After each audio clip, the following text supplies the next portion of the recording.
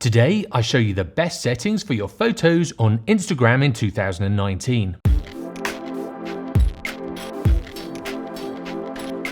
Quite a few of you have been asking me about my export settings for Instagram, so here they are. And be sure to watch to the end as I have a cheat sheet that you'll be able to screen grab. As Instagram does compress every single photo that you upload, you do need to exaggerate your settings to make them look as good as they possibly can. And don't be fooled by blogs or other videos telling you otherwise. They compress everything so they know that the compression rate is the same across the board. When you upload, they make a set of images from your uploaded image, from 150 pixels right through to 1080 pixels. So to future-proof my images, I upload at twice the resolution, at 2160 pixels along the long edge. You can upload at any resolution and they will just resize that image to a maximum of 1080 pixels. The reason I upload at twice the maximum resolution is because if they ever change the platform and they start showing the images at a higher resolution, if they keep the originals, that resolution will be there and there won't be any loss in quality. Well, that's my thinking anyway. So this is the process I go through. I edit all of my images in Lightroom and then I export them and then transfer them to my phone before uploading them to Instagram. If you're not sure about editing your photos in Lightroom but want to learn more, click on the eye in the corner or the link in the description.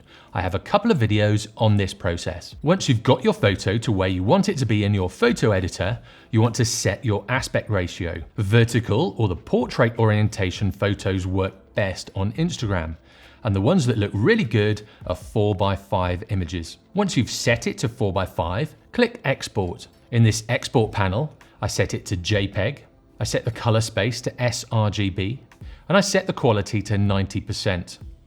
I choose this as it's a much smaller file and it's really hard to see any difference between 90% and 100%. Now, if space isn't an issue on your hard drive or your phone, you can use 100%. But I usually set it to 90 and I haven't seen any issues with this. I then resize the long edge to 2160 pixels and then I set my PPI to 72. I do all my sharpening in Lightroom, so I leave sharpening unchecked. Instagram wipes all the metadata, so I don't worry too much about changing any of those settings. And then I export. I have a Dropbox account, so I send it straight to Dropbox and then it's available on my phone through the Dropbox app.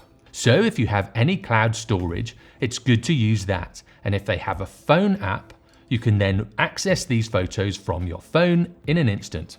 If not, share to your phone using AirDrop on a Mac and an iPhone, or the equivalent on Android and PC. Once I have it on my phone, I'll select the image in the Instagram app and then scale it as it's bigger than 1080 pixels. I'll make subtle changes with the brightness, the contrast and the structure. I'll then add a little sharpness. Then do all other stuff like descriptions and tags, and then I'll share it. One thing I've found is that if I do all my editing in Lightroom, I'm not quite 100% sure that I've got the settings right. Sometimes I'll bring it onto my phone and I'll have too much sharpness. Other times I'll bring it onto my phone and it'll look quite flat. So what I've found is I do my normal editing in Lightroom, and then I'll bring it across to Instagram and then I'll do the last little tweaks in the Instagram app. This means that you'll get the results that you want instead of trying to edit in Lightroom and exporting it and uploading it to Instagram only to be let down that the settings aren't quite right. By doing it this way, you do your basic editing in Lightroom and then you tweak and tune it in the app. So you get to see what it looks like before you upload it. One other bonus as well is because you've got that slightly higher resolution, you can upload them to Facebook and other social media outlets. Ones that have higher resolutions or ones that will be viewed on PC screens or laptops. And that's about it. How are you getting on with uploading to Instagram and social media? Do you have any problems with it, or do you have a seamless process? If you do, and it's different to the way that I do it, let me know in the comments. It'll be interesting to hear how you guys do it. For more videos, subscribe and make sure you click the notification bell. Also, head over to my YouTube channel where I have a growing library of photography and videography tutorials. I'll see you next time.